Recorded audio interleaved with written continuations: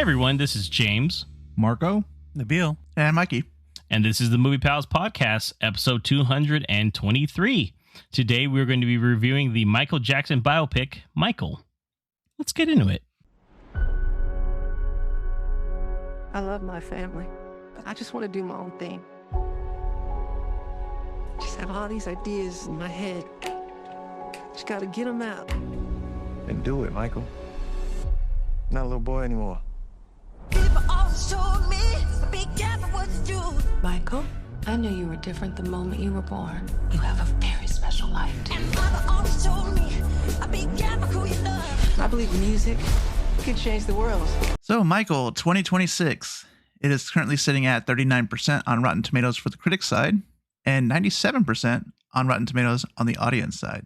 The summary is the story of the famous musician Michael Jackson, known as the King of Pop. It's directed by Antoine Fuqua, who also did Training Day in 2001, King Arthur in 2004, Shooter in 2007, Olympus Has Fallen in 2013, The Equalizer in 2014, and Emancipation in 2022.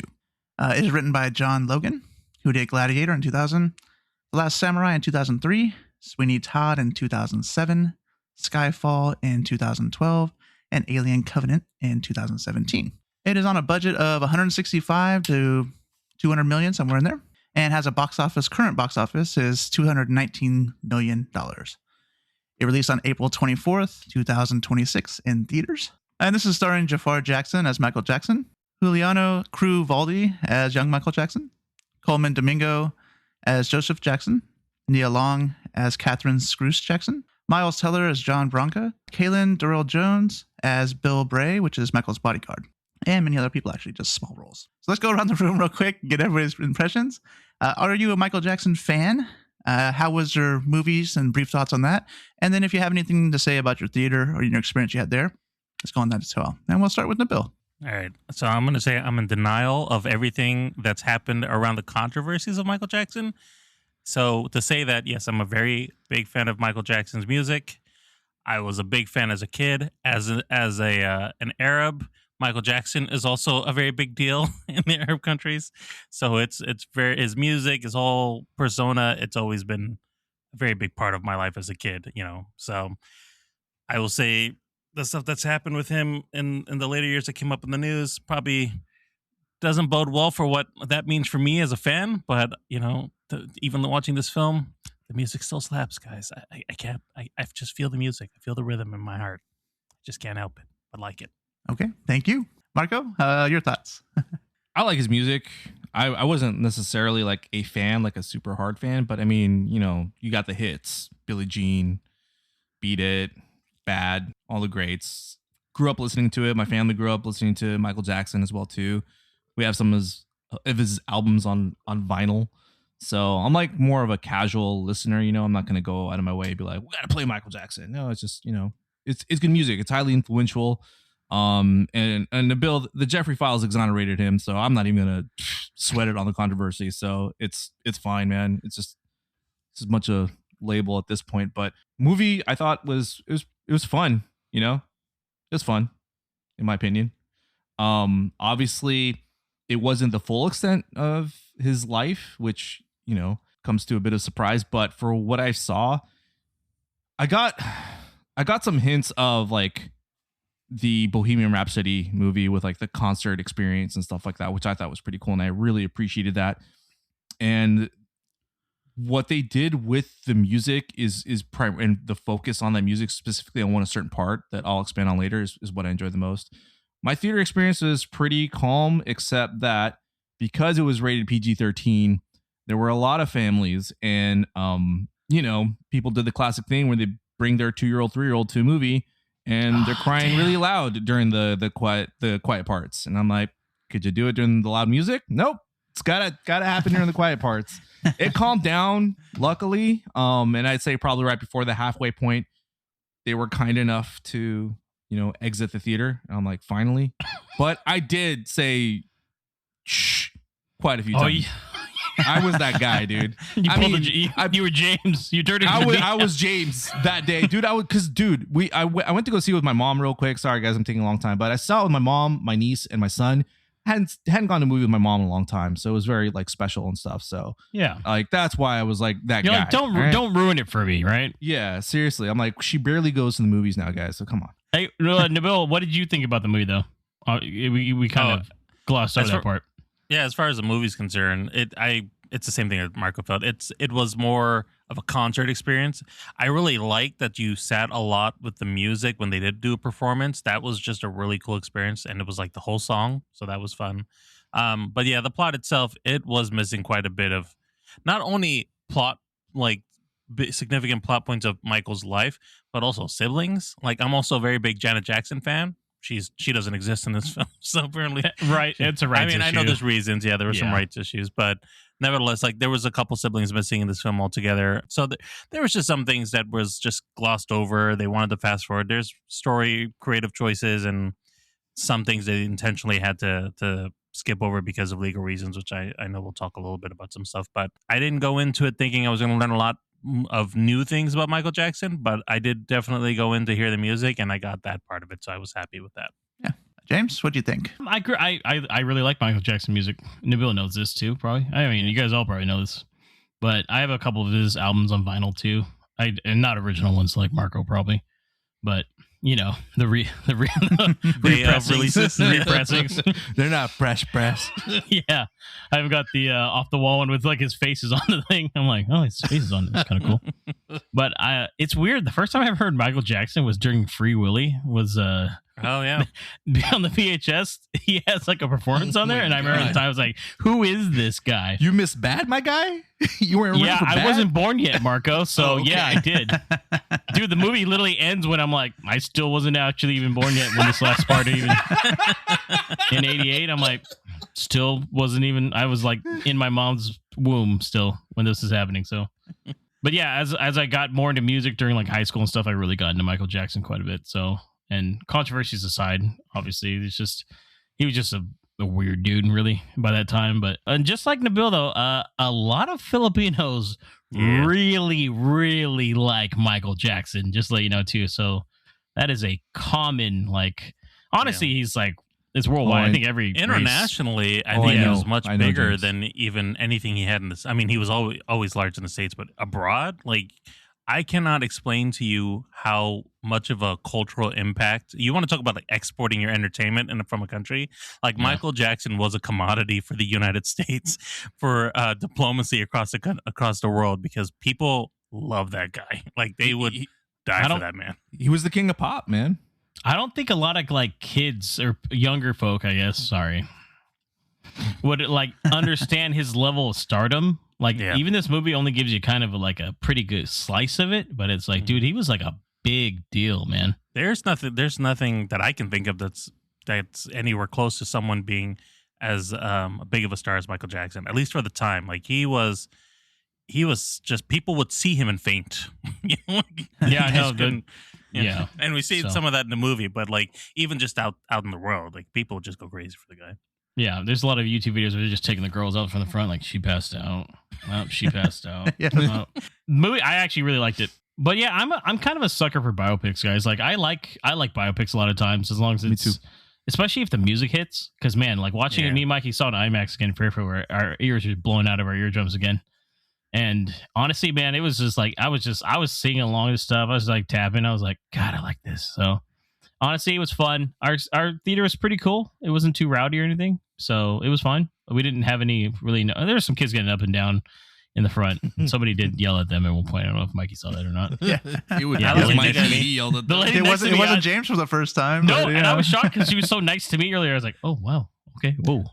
I like that you guys had kids getting a little rowdy. My thing was just full of adults, and the adults were getting rowdy.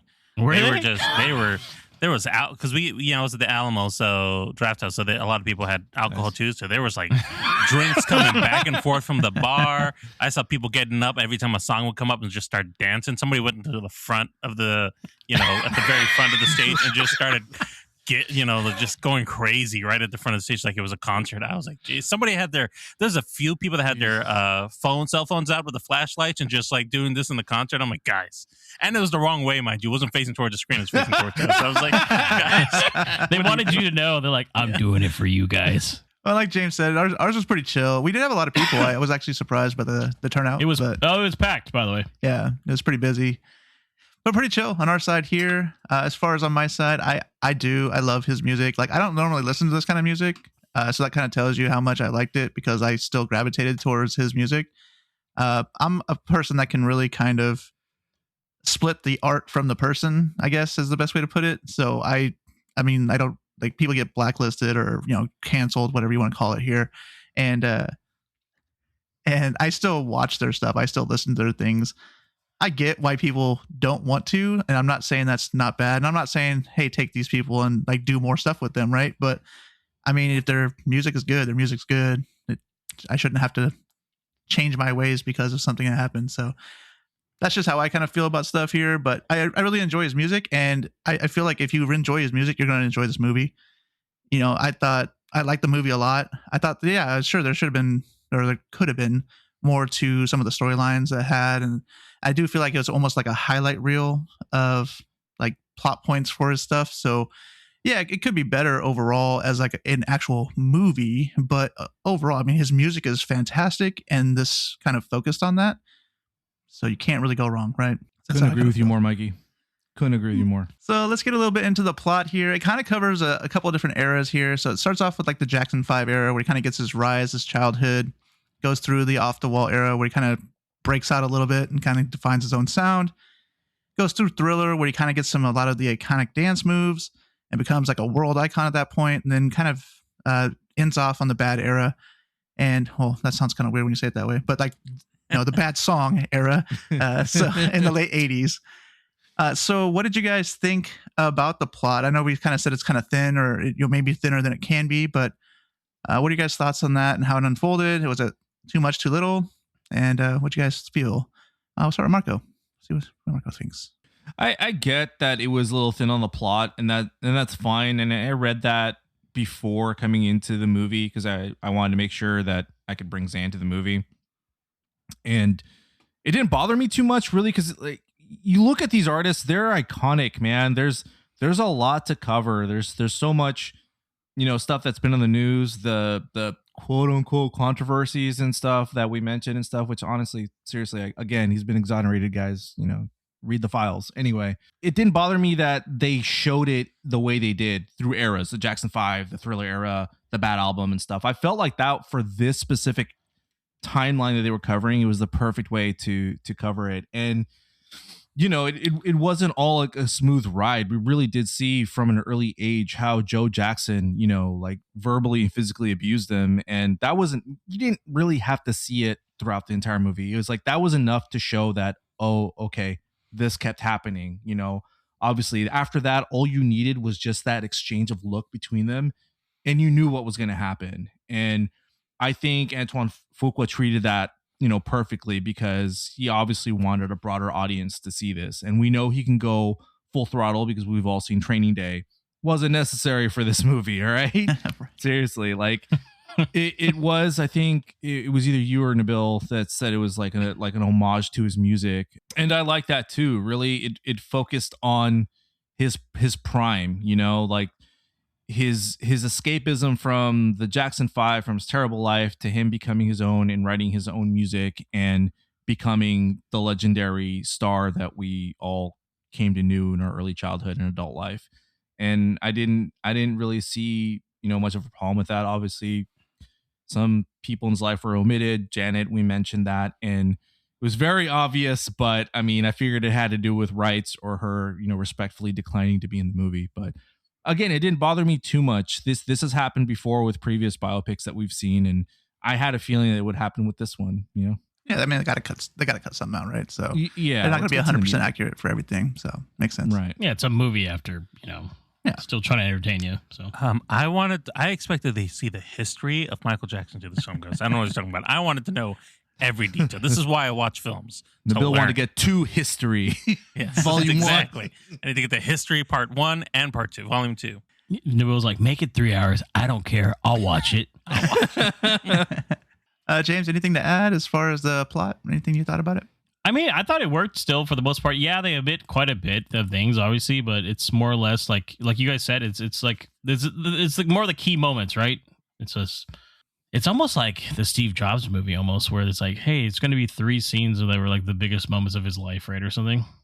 I know I brought back an old movie there, but it's kind of like that. Honestly, that's kind of how it is. It's like you said, it's a Jackson 5. It's a getting abused as a kid. And then it really, when it jumps to his like adult life, when he's he wants to become a solo artist. That's really where the meat of everything is. I think going forward, like the beginning does start out a little bit slower, kind of showing you the progress of where he started. But I like that because it shows you that he still struggles, and I mean that's real. Like Joseph Jackson was a monster, man. And it's been, they were kind to him in this film. He was much honestly worse. Yeah, it could have been way worse because I remember that, like, you guys watched that like 92 fucking show they had back in the day, the TV special, and that was like really bad. Like they show off a little bit more of what's really going on. So honestly, it was one of those things where you see the progression, but then they do focus on a couple of things that he does, and I honestly, for me, it worked. I thought it was highly entertaining, so I didn't really have an issue with what they covered, especially with the rumors of their second part anyways coming out. So we're gonna probably get more of this. Yeah, judging by the numbers already, you're definitely this has got to be. Yeah. I think this is the #1 musical biopic ever released. I think no one's surprised by that though. So yeah. When I was looking at showings for times, like every single showing was packed. Yeah, it was nuts. So well, we've been kind of talking about comparing this to other biopics as well. So, Nabil, how do you feel it compares to some of the previous ones like Bohemian Rhapsody, Elvis, and Rocketman, the most recent ones?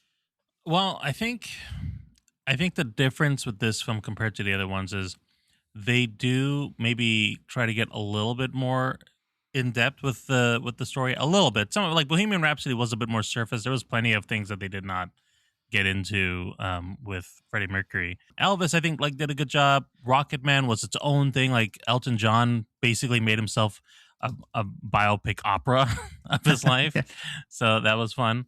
But the Michael, I think the difference between this story compared to the other ones is that you sit more with the music than the other ones. Like, I think when they were playing a song here, it wasn't like the other films where they were building up. They had little tastes of this and this, and let's build this song. And then when we get to the end, we have like a really big epic concert of some sort.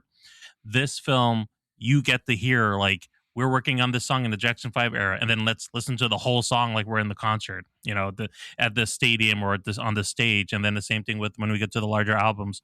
And then at the very end where we're doing some big performances, like I think there was like, what was it, 3 songs at the end of the film that we closed out with, just on the whole, they were just performing. So like this one really leans more into the spectacle of the music while still getting some of the vibe of what that felt like being in the concert and what people were experiencing seeing him live. But we were sitting a lot more with the music compared to the other one. So I think that was a big difference. It was less like, they did touch a lot on some of the stories, but it was very glossed over in some instances because we were getting into the music, which I think is the bigger selling point of this film compared to the other ones. Yeah, no, I agree with that. Like, I feel like biopics in general just have kind of stuck to like a storyline with a little bit of music, and this one kind of took like a different route to it. And while yes, we didn't get a lot of the selling points like Marco was saying earlier, I feel like you didn't really need to have like a really deep dive into the family, right? You got enough from them that you can kind of just put it together in your head, and you just got a really nice piece of music throughout the whole film. Like you said, the whole songs were being played, and you just got that basically the whole movie. And I think people really, or at least for me especially, were curious about the music, the creativity, like how he created this music that made him so iconic.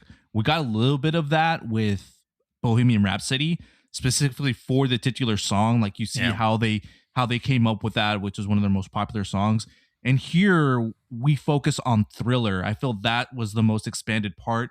And we got to see like how he was choosing the tracks, how he was creating Beat It. You saw post-its of lyrics, and coming like, from a bit of a musical like background, that is like how it is, the creative process. It is like that. You write pieces, you do things here and there, and you culminate it all together.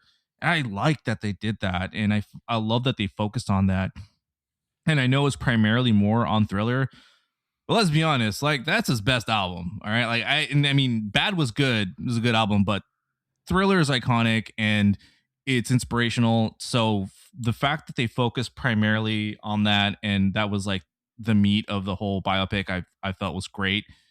And I mean, I grew up with the Bad album, but still, like, Thriller is fantastic. So the fact that they really honed in on that, I really like that, which is something that I felt was missing just a tiny bit from some of the other biopics that we've seen.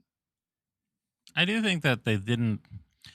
I guess the way I looked at it is they didn't spend a lot of time with the building of a song. They kind of went a little bit into phases of building an album, but like, you know, it is very interesting how Quincy Jones and Michael Jackson collaborated in the two albums, right? And like really made that work. You're not going to get this from this film, and you probably wouldn't do it justice to put it in a movie like this. This is more about, to me, it's like Michael the legend versus Michael the man.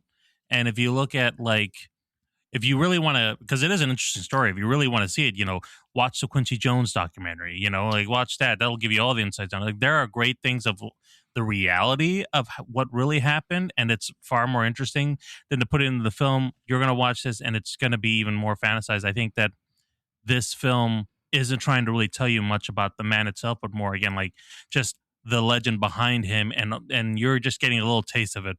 I do think that it does give you a bit more, like, even for me personally, like, I want to watch. I started watching some older documentaries, some older shows, like that series that they had about his life, because it is fascinating. And you take some of it with a grain of salt, because some of it's more fantasized than others. Some of it's, you know, leaning one way towards controversy. Some of it's more just, you know, cleaning, you know, washing away all the grime and making him sparkly clean. Like, there are bits and pieces, but there's a lot there that you can get from his past that's outside of this film. But this film, I think, does a good job of just making you feel like you know the artist itself, like what you've heard about Michael Jackson watching this movie. I feel like, oh yeah, this is the Michael that I remember as a kid, or as, you know, when I would listen to his music, versus everything in reality, unfortunately, you know. And if that was the kind of movie you were expecting, you know, you weren't going to get that signed off by the Jackson estate to put in theaters. So. Well, we talked a lot about the story, so let's kind of get into some of the characters. Now, as mentioned beforehand, Jaafar Jackson, which is actually the nephew of Michael Jackson, Jermaine's son. How do you feel he portrayed Michael and everything like that? We'll go with James. I thought he was great. Honestly, I know this is kind of really his real first acting role, right? From what I understand. But just like Nabil, I kind of went into like a Michael Jackson fucking rabbit hole after all this too. I've been watching a lot of stuff, and like that guy put a lot of work into getting all the mannerisms down. And I think he only knew him when he was like, he knew him when he was younger, I guess, obviously, because he's a pretty young guy still, right? So like he remembers him when he was like 4 or 5. So there's some things that he still remembers. But yeah, I thought he was great. Honestly, I think it's kind of a breakout role for the guy. Like I was really impressed. I remember when the trailers had first come out, I was like, oh, I don't know about this, but man, there are times when, like, especially during the Thriller era, like he looks just like him, dude. Yeah. I was like, whoa. I was like, there's a pretty big jump from like at a certain point. I was like, whoa, what the hell, dude? This is crazy. So I thought he did great. His voice, mannerisms, all that stuff. So I'm assuming they just did Michael Jackson tracks though, right? Like no one was really singing, right? They said it was a blended. Was it? Wow. That's what I read. I don't know how blended it was or anything like that. If it was just him, you know, Michael singing and then he did everything else. But they said it was a blended track on a lot of the songs. So I think that's what they did also in Bohemian Rhapsody, or Rocket. Yeah, it was like Rocket half Man, and half, right? Yeah. Oh wow. Okay. Yeah, the freaking dance moves alone, like those are some really hard dance moves to hit, and maybe even if they weren't 100% exact, it's damn near close enough where I'm like, that's Michael Jackson. Yeah. I mean, we can do it. I mean, maybe Mikey over here could. Shares his name. So. Well, it's about his life, so yeah. So we've already talked a little bit about the father, and you know, Joseph Jackson. He's played by Coleman Domingo, and we kind of talked a little bit about him already. So I'll just kind of open up to everybody. Is there any other thoughts on like the father-son dynamic, or any other characters that we had in the film? I mean, I think Coleman Domingo did great as a whole, and if they gave him the opportunity to go darker, I think I would have been pretty scared of him. But he didn't. You know, they kept pretty surface level with him too, you know, so he did have some intimidating moments. So he definitely, I think, played a good Joe Jackson, but there just wasn't a lot written for him to really, you know, fully use his full range of acting tricks that he has. So I'll say his presence though is like, yeah, intimidating. I was eyes, scared. Mm-hmm. Like when Michael gets his nose done and he's just like, Michael. turn around. He's got the razor in his hand. Yeah. And you can just see like how terrified he is to like talk to his dad about practically anything. So He has this like stare that was like super Yes. piercing, right? It was crazy. Like he didn't have to say a word, and you just kind of knew that people were going to be scared of him, be frightened. You knew what that look meant, and that's why I said I think they showed enough. It's like just use your imagination. I will say, like now talking about it too, to what you were saying about Jaafar Jackson, James, like having Coleman Domingo in there and playing, the intimidating character like Joe Jackson, and then Jaafar Jackson having to actually act against that. He fared pretty well. So I think that is That's a what I'm big testament. saying. You're right. Yeah, like that's not an easy thing to do with someone like, Coleman Domingo kind of being up against acting against him. So yeah. and it's like he always used his family against him too, and I like that aspect. Like he really leaned in, like, oh, you're gonna do that to your brothers and your Right. family and leave us in the dust. And talk about gaslighting, right? Good God, man. Well, let's move on to the look of the film then. We kind of mentioned the music already, kind of talked about that a little bit and how we kind of feel about that. But for you guys here, which performances stood out the most for you? And we'll just go around the room here. We'll start with James. That Thriller one's awesome. Yeah. So good, man. I really like that. It shows that Michael was really into movies as pretty much his whole life. He always wanted to be in movies and all that. So a lot of his music videos are like almost short films, a lot of them. Yeah. That was kind of like a first for people back then. And I like showing like creative process, and just once again, like Marco said, it wasn't 100% the same thing, but man, it was close. Especially that little flip when he goes back, and I'm like, now it's normal Michael again singing. It is a thriller. So I thought it was, I really like that part a lot. And that's one of my favorite songs. So I think that's a pretty favorite of a lot of people. But Nabil, what's your chosen song? I like the Motown special when he did Billie Jean. Like they played out that whole sequence, and that was pretty well executed. I have to say, like seeing how Jaafar Jackson did all the moves, and then we got to see a little bit of the crowd too. I thought that was a really fun thing. Like I felt like I was right there watching along everybody else. When Marco, what he about you? performs, when he performs bad, dude, that whole entire performance, that is there's this scene in Bohemian Rhapsody where they play like it's like a full set. They play like 2.5 songs, but they play 2 songs and it feels like an immersive experience. you talking That about right there. the AIDS concert part at the end of Bohemian Rhapsody? Yeah, they play right? Hammer Yeah. to Fall and Bohemian Rhapsody live, and it's like the full experience. And Radio Gaga, you forgot another one. Oh yeah, Radio What Gaga. do you- Oh my God, yeah, that's what I was saying. Like Yeah, 2 and cool. I was 3. like, what are you talking about? It's 3, you silly goose. Yeah, 2.5, 3 songs in there, and obviously this one was just one song. But dude, he had like that is the Michael Jackson I was introduced to when I was a kid. When I first saw him, and it was a big deal when he came out with Bad because he had been out of the scene for a while. But he got the moves and mannerisms, everything like down when he's like skipping down the stage and everything. I'm like, that's Michael Jackson. That's freaking Michael Jackson, dude. Like the facial expressions when he's singing, everything, dude. I was like, holy crap. Like that is one of the best performances of that song that I've seen. So You're like, the man that did Training Day did this to me? Yeah, I wanted a white wristband or a black wristband on my hand and just stand up and just start dancing. Marco was the problem in his theater during that part. Yeah, I think Well, as far what as about you, Mikey? accuracy and everything like that is, I feel like the Bad performance at the end is probably the best. But I did kind of like Neville. Like I kind of like that Billie Jean like sequence there. I think that was my favorite one of the film. It's just it's kind of iconic for him. That's when I believe that's when he first did the moonwalk, right? Yeah. Yeah. So it's like it's just a really iconic kind of scene, and it's kind of portrayed as this, like you said, it's just like you were watching it on TV almost. So it's pretty nice. Let's move on to maybe director and see how do you guys feel? Like, does this feel like a typical Antoine Fuqua movie? I'll leave it open to everybody. No. No, not at all. No. No. I'm used to pretty much hyper violence at this point from him with the Equalizer movies or Same. I mean, Emancipation was pretty like even that is pretty gritty. Like he does a lot more gritty movies in my opinion. So this was different from in my opinion, but honestly, I thought he did a really good job. So The You most break it- Antoine Fuqua it felt was when Michael was doing the dance moves for Billie Jean and trying to practice for the music video. that whole scene with the people like looking at him and stuff and saying like, oh man, he's at the move. That felt more like Antoine Fuqua throughout the entire movie.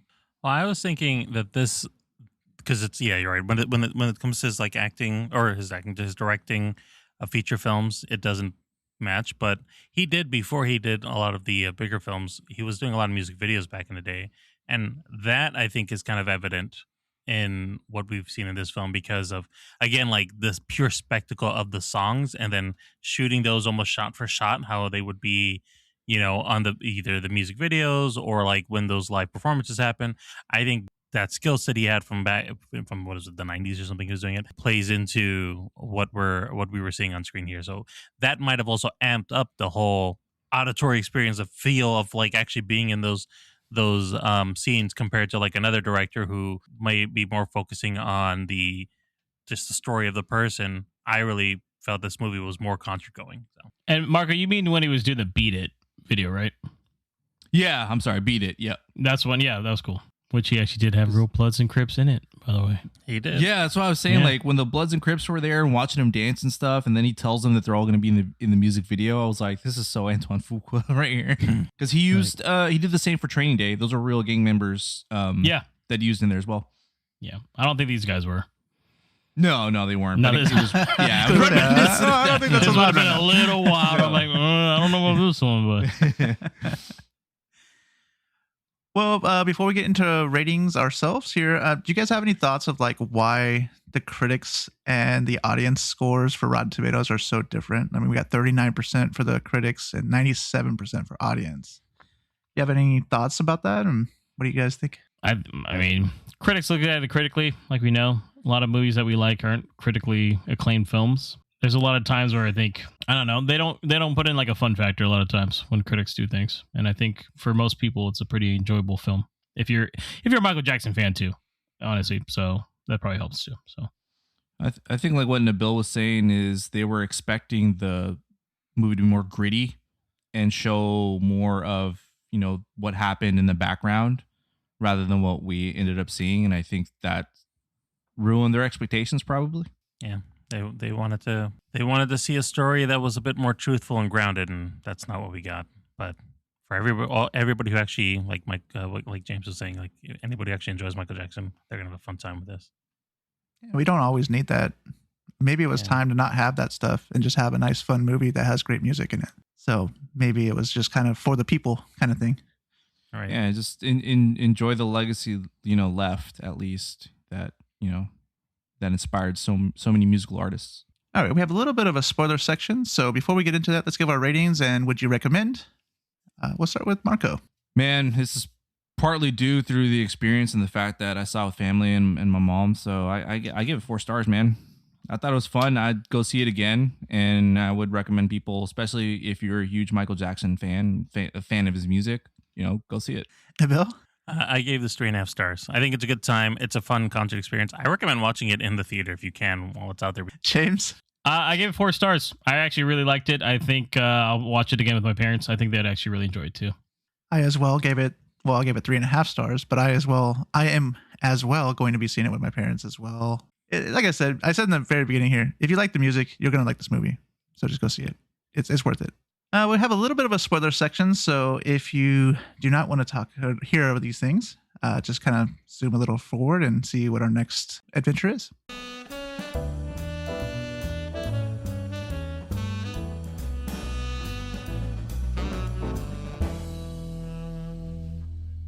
So thoughts on how the movie ends? It kind of ends with just the bad concert, the one song here that kind of just throws it out there, and it kind of just, that's really all we see from Bad. From that era. That's kind of all we kind of go with. So thoughts on how that ended, and did you want more, or did you want something else going on with that? It's almost like an epilogue, right? Because I think the real ending is the Jackson 5 victory tour, right? Where they're kind of like, hey, I'm just going to announce like to the world and also my dad that, hey, I'm not doing this anymore, pretty much, because you get kind of that horrific burn from the Pepsi commercial. That's pretty infamous, right? Yeah. And you see the results of that, and Joseph's just still trying to like, hey, when can he go back? And then it leads directly, and that's like, Jesus, man, give the guy a break, like. And the doctor's like, dude, his his Got nerve nerve endings damage, are right? like out of his head. Like Right. you can't do nothing right now. He could have died. It felt really like this movie was more like again him escaping his dad, him escaping the legacy of the Jackson 5 and becoming his own, and it ends with him finally becoming his own. I didn't even know that his dad still had that much influence with him in the 80s. So I thought when he came out with his solo work, he had broken free from Joe Jackson, but I was like, oh, okay, so this is kind of like just the story of him breaking free, and what we get at the end is him finally becoming his own and going off on his own without the shadow of his dad over him. I didn't even realize he had done that. I thought that tour he had done was before Thriller. I was like, he did this after Thriller? Like, you can just tell, like, this is, like, super unnecessary. Like, he didn't need to, you know what I mean? Even seeing that, like, even not knowing all the information, but seeing the sequence of it, I'm like, oh, that's, like, terrible. But I guess he kind of felt obligated to do it in a way. It's just as a final, maybe, or just to his brothers. I don't know. I think it's more for his brothers, yeah. Mm-hmm. Yeah. And one thing I did want to bring up was the character of Bill, who was his bodyguard. Like, I didn't even know about him in real life, and looking it up, it's like, this guy was practically his dad, really. Yeah. So if you look up, like, he wrote a letter to him, so it's really sweet. Like, hey, without you, I wouldn't know, like, what a father is and all this. I was like, touching. So, Dude, honestly, I didn't know about him either. And then like they introduce him, and you're like, oh, it's just his bodyguard. But then he ends up being like a pretty good dude. Like he's like helping out Mike, and Mike, like I know him, right? Michael. Oh, we're using nicknames now? Okay, Mike. Me. But yeah, he's helping out Michael the whole time, and he was, even though he was like kind of hired by Joe, it kind of stuck by Michael the whole time. It kind of did what's best for him. So it was pretty cool. So we talked about most of this other stuff here, but thoughts on a sequel? We haven't really touched on that yet here. What are you guys' thoughts on a possible sequel? What could that contain? Would you like it kind of be the same format as this? Well, they've already started shooting, as far as I understand. They've already shown some scenes of Jaafar on the Neverland Ranch and doing some things. And apparently they like redid the ranch already. You hear about that? Yeah. Like So they rebuilt a lot of the rides and like renovated it. So they're ready. So they're definitely going to make a sequel out of this. Now, will it come to air? Who knows? Depends on how well it does. But it's only been the first week, and it looks like it's already made its money. So I think they're going to make a sequel to this. What the story is going to be will be interesting, because now we start getting into the controversy. Yeah, we'll have like 2 albums of like solid music, but then after a while it starts getting into, there's a period of time where what's going on in his life. There's a lot of news stories. So I don't know how they're going to go and navigate that, considering they just glossed over everything in the first film. So this will be an interesting story. They left little sprinkles here and there. Like we see that he never got a childhood, like at all, and that explains a lot of like. Yeah, he was a weird guy. Like he plays video games. Oh yeah, of course. He loved animals, and he said the pets were his friends, and so even when they weren't his friends, I mean they weren't his pets, they were his friends, and you see really like it affected him mentally as far as like who he was as a person, because of a robbed childhood and stuff. I mean, I still play video games too, but still. Yeah, I was like, wait a minute. I play games and Bailey's my friend. Yeah, but I was like, oh shit. No, obviously, some activities were probably a little questionable, but again, like they can handle that controversy pretty well, because there's just so much evidence, exonerating him and stuff from everything. Like there's so much now that's just left is just the hearsay and the libel, So, and I heard they actually filmed an entire third act that didn't make it to the movie, and they're probably going to use some of that and tweak it a little bit.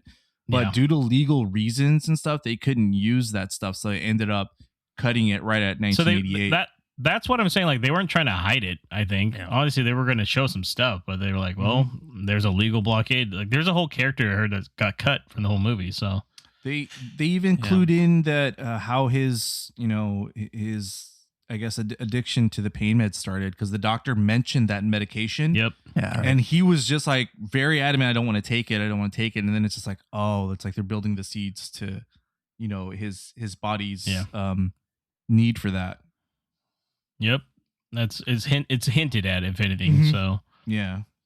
So I think they probably will, if it's continue to do this well, they probably will move forward with that second part. What is it, Will they Michael? title it? I Michael don't Part 2? Yeah, The Return. I think it's going to be called. I think they say it's Michael Neverland or something like that. No, that's a rumor. Who knows? Oh, is that just dude? rumor? Okay, It's yeah. just people, because even those photos we saw, that could have been part of the stuff they already filmed previously. Like, who knows, That's right? true. They could So. call it his story. I don't know. Michael, his story. It Just call it- literally just says at call the it end of the Jackson. film.